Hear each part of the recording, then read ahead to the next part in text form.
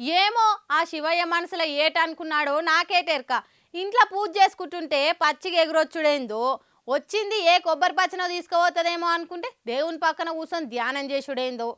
అసలు ఈ శివయ్య మనసులో ఏముందో ఎవరికి తెలుసు? నాకైతే ఏం సమజైతలే. జర మీరన్ని చూసి చెప్పుండ్రి.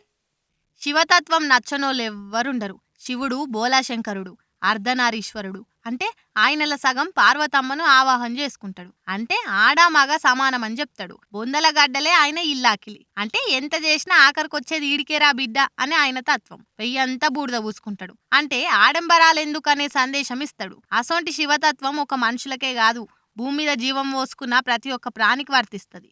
ఇగో దీన్నే అర్థం చేసుకుందో ఏమో గాని ధర్మపూర్లో ఒక పక్షి ఏడికల్లొచ్చిందో ఏమో గాని డైరెక్ట్ ఇంట్లోకి పోయింది. ఏదో బయట ఎండ కొడుతుంటే తట్టుకోలేక వచ్చిందేమో అనుకుర్రట. కానీ అది చూడుండ్రి, డైరెక్ట్ దేవుని రూమ్లకే పోయిందట. చాలాసేపు సైలెంట్ గా దేవుని రూమ్లని ధ్యానం చేసినట్టు కూర్చుందట. ఇక దాన్ని చూసి ఆ ఇంటోళ్ళు మస్తు పరేషాన్ అయ్యారట. శివరాత్రి నాడు ఆ శివుడే వంపు ఉంటాడు అని శివుణ్ణి తలుసుకొని మొక్కిరట. మంచిగుంది కదా పక్షి. ఏమో ఆ శివయ్య మనసులో ఏముందో మనకేం తెలుసు.